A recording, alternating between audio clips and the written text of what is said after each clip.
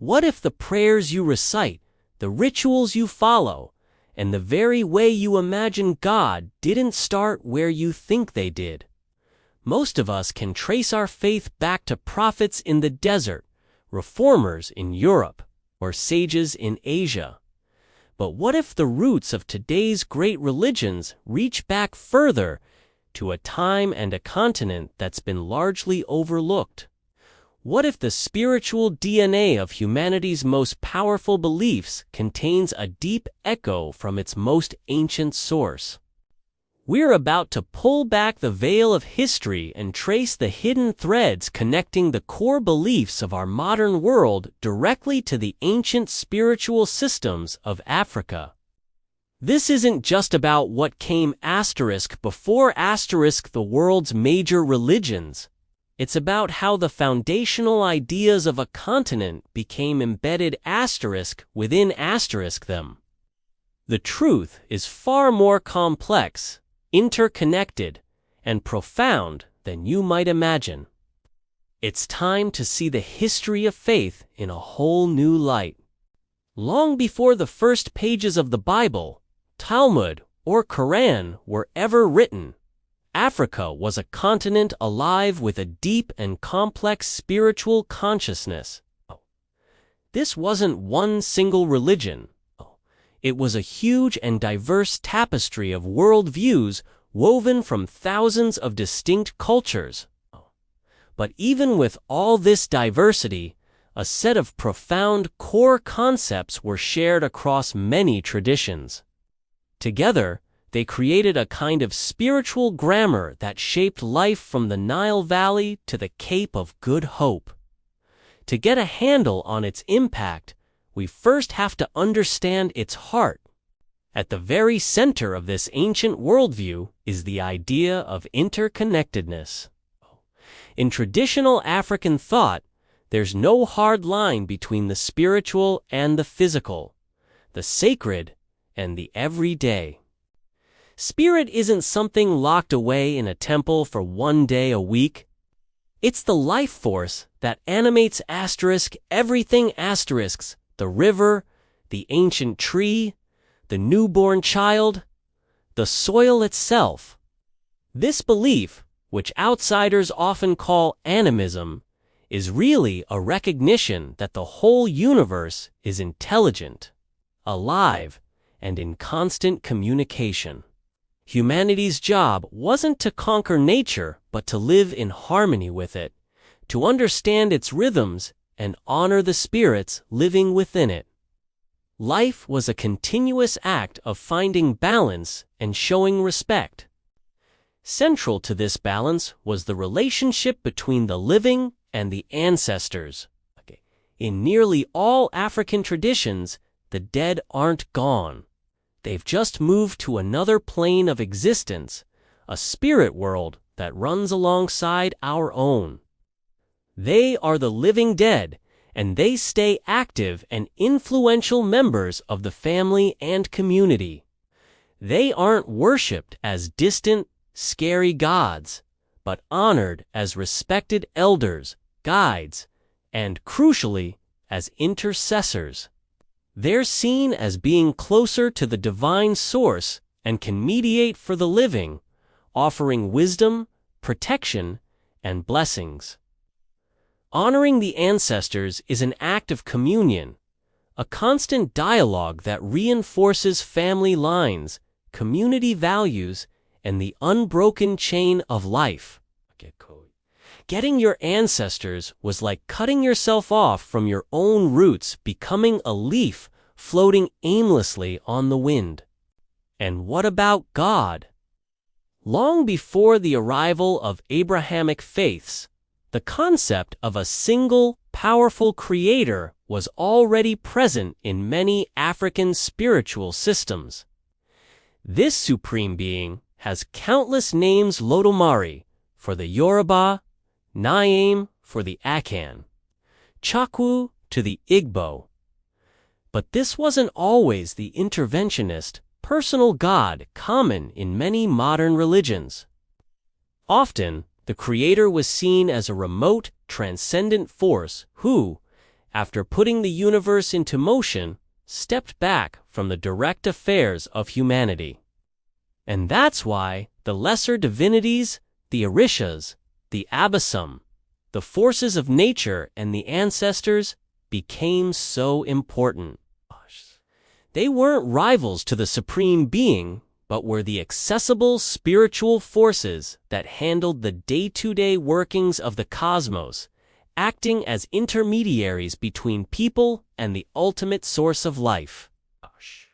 This created a complex, layered worldview that recognized a single creator while also honoring a host of other spiritual beings in daily practice. It was a flexible and deeply communal system, passed down not through rigid, written scriptures, but through the living power of oral tradition, myths, songs, and rituals that kept the spiritual world ever present.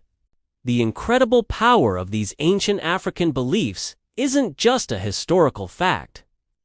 Their spiritual DNA is woven right into the fabric of the world's biggest faiths.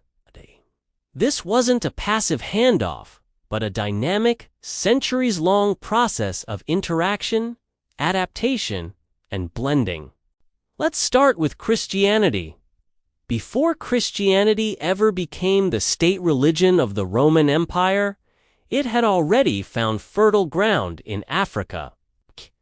The Coptic Church of Egypt and the Ethiopian Orthodox Tewahedo Church are among the oldest Christian communities in the world, round long before many European denominations. But as Christianity spread across the continent, it didn't just replace what was there, it merged with it. The clearest example of this is how the African concept of ancestor veneration found a new home. In many forms of Catholicism and Orthodoxy, the veneration of saints is a core practice.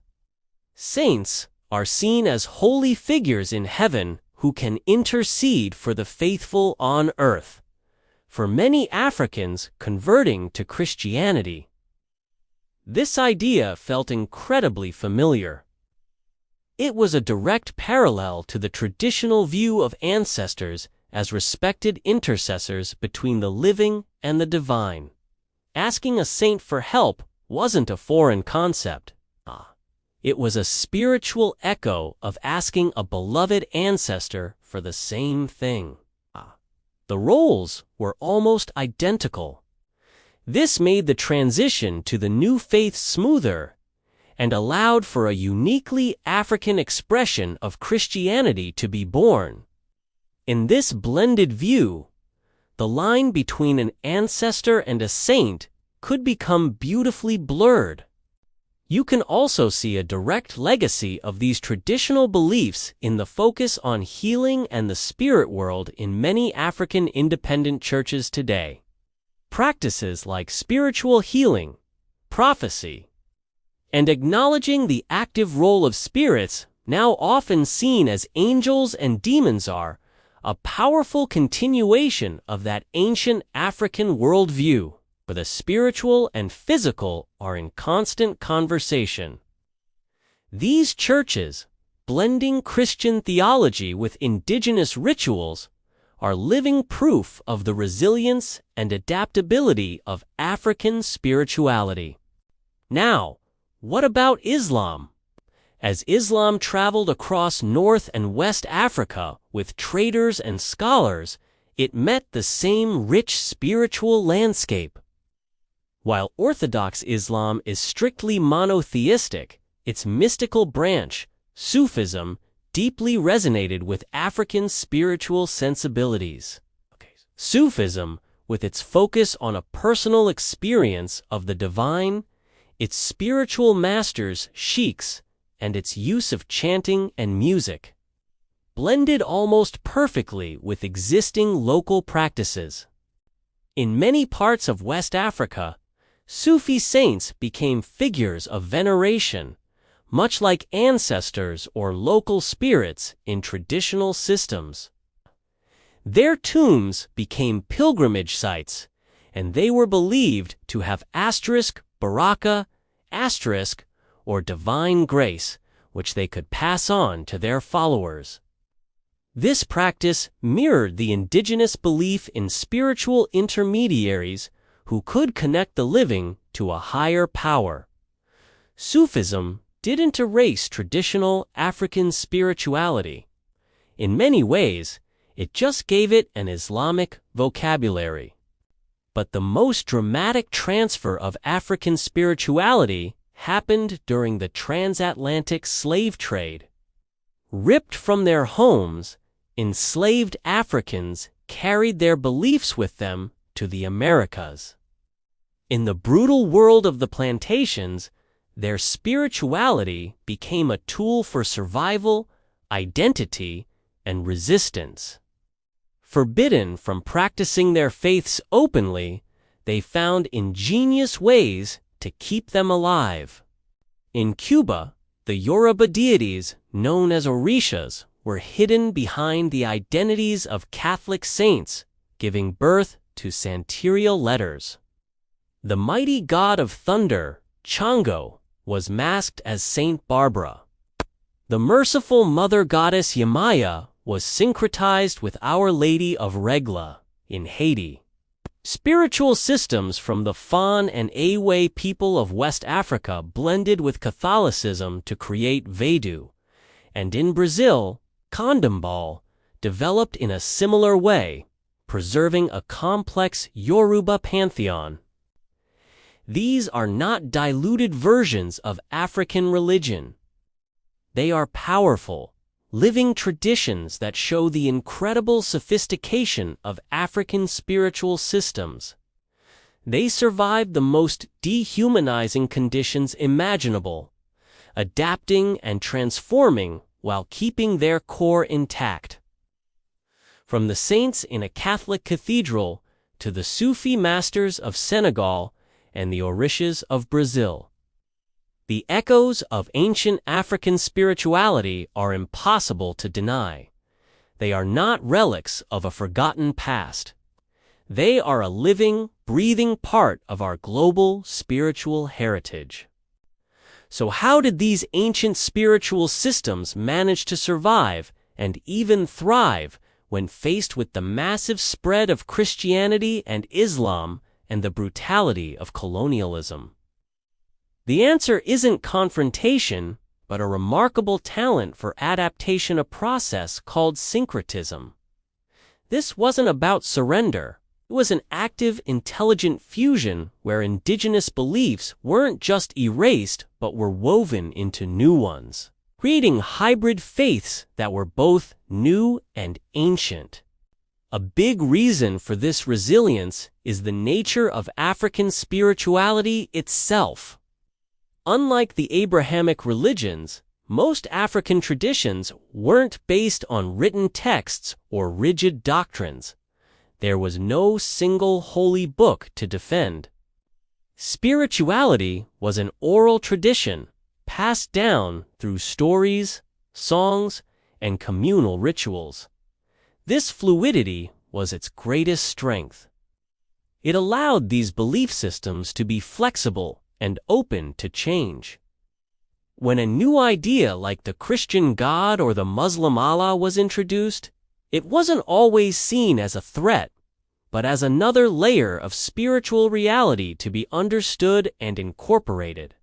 This led to what some call religious duality. It's common across Africa for a person to identify as a Christian or a Muslim while still holding on to beliefs and practices from their ancestral traditions. Someone might go to church on Sunday, but also consult a traditional diviner for guidance. They might pray to Allah 5 times a day, but also wear an amulet for protection, a practice with deep pre-Islamic roots. From a Western viewpoint, this can seem contradictory. But from inside the African worldview, it makes perfect sense. It's about using all the spiritual tools available to navigate life. It's not a betrayal of one faith for another, but an expansion of one's spiritual toolkit. Colonial and missionary powers often tried to demonize these practices. Calling them pagan or primitive, sacred objects were destroyed, rituals were banned, and traditional healers were condemned. The goal wasn't just religious conversion, it was cultural erasure. But this aggression often had the opposite effect. Instead of disappearing, the spirit went underground. It survived by hiding in plain sight. As we saw with Santeria and Candomblé, deities were disguised as saints. In Africa, Christian hymns were set to traditional drum rhythms that had once been forbidden. Ancestor veneration continued but was reframed as respect for the elders. The Christian concept of the Holy Spirit was often interpreted in a way that mirrored traditional beliefs in spirit possession. The language changed, the symbols shifted, but the core spiritual worldview held strong.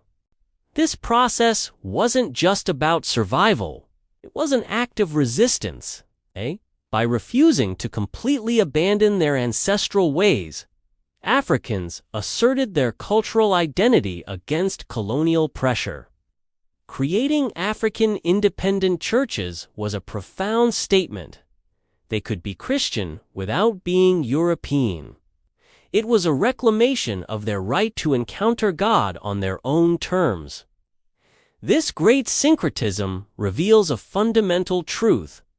You can change the name of a god, but it's much harder to change how people see the universe. The journey from the ancient spiritual heart of Africa to the altars and prayer mats of the modern world proves an undeniable truth. History is never truly lost. It's just absorbed, transformed, and reborn in new forms. The impact of ancient African spirituality isn't a historical footnote. It's a living presence woven into the DNA of global faith. We hear its echoes in the calandresponse of a gospel choir, a practice with deep roots in West African traditions. We see its principles in the veneration of saints and ancestors, a sacred bridge between the living and the dead that spans continents. We feel its philosophy in the diasporic faiths of the Americas, where the human spirit turned oppression into vibrant new forms of devotion. And we recognize its worldview in the growing global understanding that all life is interconnected, a core tenet of African thought for thousands of years. For centuries, this history was deliberately suppressed, dismissed as primitive by powers who wanted to replace it. But a spirit so foundational to the human experience can't be erased. It can only be silenced for a time. Today, a global reawakening is happening. Descendants of the African diaspora are reconnecting with these traditions to find their ancestral roots, while scholars are finally giving these complex theological systems the respect they deserve. To understand this history is to understand that the world is far more connected than we're often told. It challenges us to look at our own beliefs and ask, what ancient echoes do I hear? It reminds us that no single culture has a monopoly on truth, and that wisdom can be found in the oral traditions of a village elder just as much as in a sacred text. The legacy of ancient African spirituality is a story of survival against impossible odds and a worldview that has always centered community, nature, and the unbroken chain of humanity.